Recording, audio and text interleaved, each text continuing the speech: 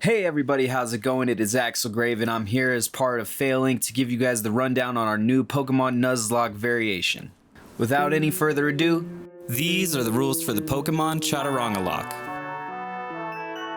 This Nuzlocke is based on the original Chesslocke, credit to Zaza0, who is the earliest name source I could find. You may assign a maximum of 16 Pokemon roles, including your starter, during each of your runs. These are listed to the right.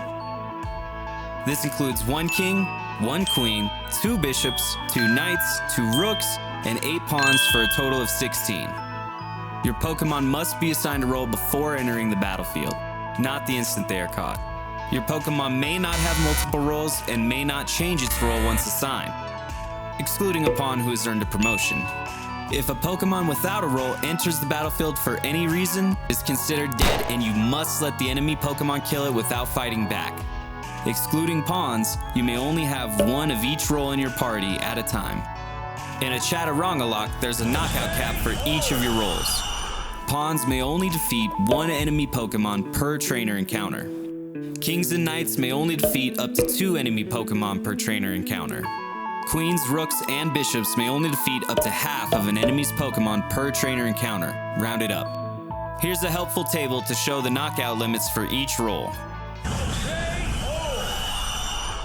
The Pokemon from your team that is in battle when an enemy Pokemon faints receives credit for the knockout. If you have no Pokemon on the field when an enemy Pokemon faints, the Pokemon on your team with the least remaining slots receives credit for the knockout. Once a Pokemon has reached its knockout limit, it may not be on the field when another enemy Pokemon faints, and may not use any moves that cause damage or apply non-volatile status effects for the rest of the encounter. Good examples are Poison and Sleep. In multi-battles with trainers, the Pokemon on the battlefield with the least remaining slots receives credit for the knockout. If 2 or more enemy Pokemon are knocked out in the same turn, this only counts as 1 for your knockout limit. If any of your pieces go over their knockout limit in a trainer encounter, they are considered dead and must be released. If you have no Pokemon with kills remaining on your team, it is considered a game over. If your Pokemon is unable to swap out or run due to abilities such as Arena Trap or moves such as Spider Web, it is allowed to pass its kill limit until this move or ability is finished. The first and most important role on your team is the King.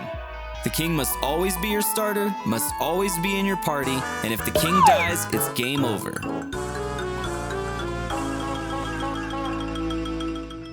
The next role on your team is the Queen. The Queen must be a female Pokemon. Only 1 queen can be alive at any time, and the Queen is the only Pokemon allowed to use Mega Evolution, Dynamax, or Gigantamax, not including when these moves are required or forced to be used in the story. The third role on your team is the Rook. The Rook may not be a Pokemon that flies or floats, which means Pokemon like Dragonair and Lugia are not viable choices, while Pokemon such as Donphan and Ursaring are viable choices. If you let your Rook evolve into a form that is able to fly, it is considered dead. A good example is when Magikarp evolves into Gyarados. Rooks may only use 1 type of move per trainer encounter. Examples are physical, special, or status moves. Rooks may only use 1 move that causes Curse, Confusion, Drowsy, Infatuation, or any non-volatile status effect. Good examples are Poison and Sleep. The fourth role on your team is the Bishop. Bishops must have less than 4 legs. Pokemon like Shelgon and Luxio are not viable choices, while Pokemon such as Breloom and Cacturne are viable choices. If you let your Bishop evolve into a form with more than 3 legs, it is considered dead. A good example is when Salandit evolves into Salazzle. Bishops may only use 1 move per trainer encounter that does not share its primary elemental type. Good examples are Normal, Flying, and Ground. Bishops may only use 1 move that causes Curse, Confusion, Drowsy, Infatuation, or any non-volatile status effect. Good examples include Poison and Sleep. The fifth role on your team is the Knight. Knights must have at least 4 legs. This means Pokemon like Roselia and Dusclops are not viable choices, while Pokemon such as Persian and Rapidash are viable choices. If you let your Knight evolve into a form that has less than 4 legs, it is considered dead. A good example is when Mareep evolves into Fluffy. Knights may only use up to 3 different damage-dealing moves per battle. Knights may only use up to 2 different moves of the same type per trainer encounter. Good examples are normal, flying, and ground. Knights may not use the same type of move more than 2 times in a row. Examples are physical, special, or status moves. Your 6th and final piece is the pawn. Pawns may only use up to 2 different damage-dealing moves per trainer encounter. Pawns may only use 1 type of move per trainer encounter. Examples are physical, special, or status moves. Pawns may only use 1 move per trainer encounter that does not share its elemental type. Good examples are normal, flying, and ground. Pawns may only use 1 move that causes curse, confusion, drowsy, infatuation, or any non-volatile status effect. Good examples are poison and sleep. Pawns may only use up to 2 different moves of the same elemental type per trainer encounter. Good examples are normal, flying, and ground. Pawns also have certain evolution requirements. Pawns must be a Pokemon in the first stage of an evolution family. Pokemon like Graveler, Steelix, and Raichu are not viable, whereas Pokemon such as Lillipup, Lotad, and Elekid are viable. Pawns may not evolve. If you let your pawn evolve without earning a promotion, it is considered dead. Fatality. Rooks, bishops, and knights also have certain evolution requirements. They may not be Pokemon in the 3rd stage of their evolution family. Pokemon like Nidoking, Luxray, and Haxorus would not be viable, whereas Pokemon such as Magcargo, Octillery, and Vespiquen are viable. If you let a Rook, Bishop, or Knight evolve into a 3rd stage evolution, it is considered dead. Finish him. A good example is when Golbat evolves into Crobat. There are also some special rules that you can add to your Chaturangalocke if you'd like to make it easier on yourself. The first special rule is castling. Once every run, if your king faints, you may call castling and use a Rook in your party to fight the enemy trainer with no help, such as items or switching Pokemon. If your Rook defeats the trainer alone and you return to a Pokecenter before it faints, you may sacrifice the Rook you used to castle and revive your king. The second special move that you can use is promotion.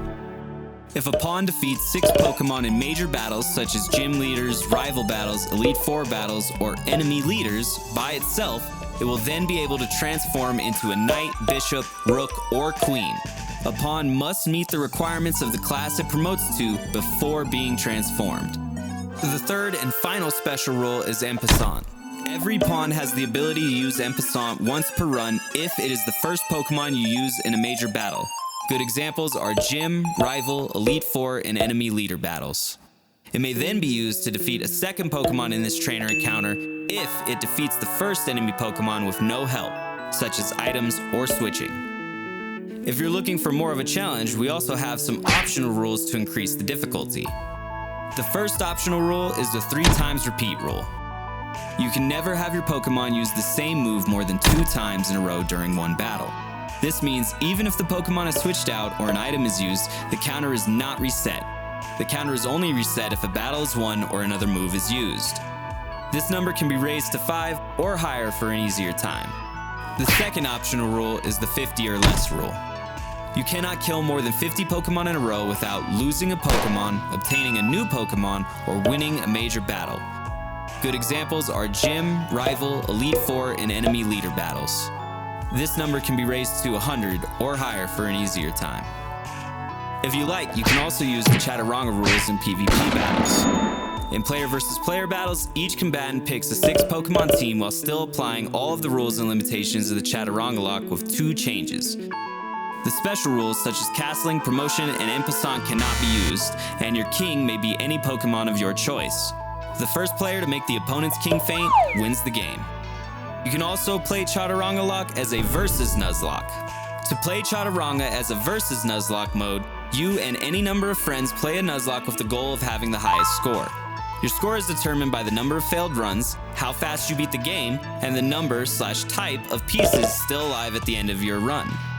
First place receives a 9-point bonus, second place receives a 5-point bonus, third place receives a 3-point bonus, and every failed run is worth -3 points to your score.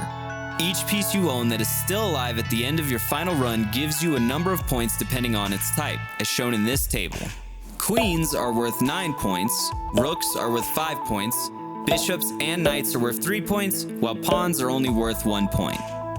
8 rooks can be gained from promoting pawns.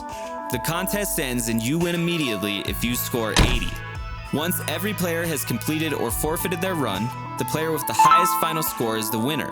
If there is a tie in points, the player who finished with the most points before applying the fast finish bonus wins. If you like, there are also optional rules to add to these versus matches. The first optional rule is time chess. In this version of Versus, you and other players may only play your game if all other players are not in a trainer encounter. If any of your opponents are in a trainer encounter, you must pause your game and wait for your opponent to finish their battle before you continue. The first player to finish the game wins. In the Nuzlocke version of this Versus mode, you can also lose if your king dies.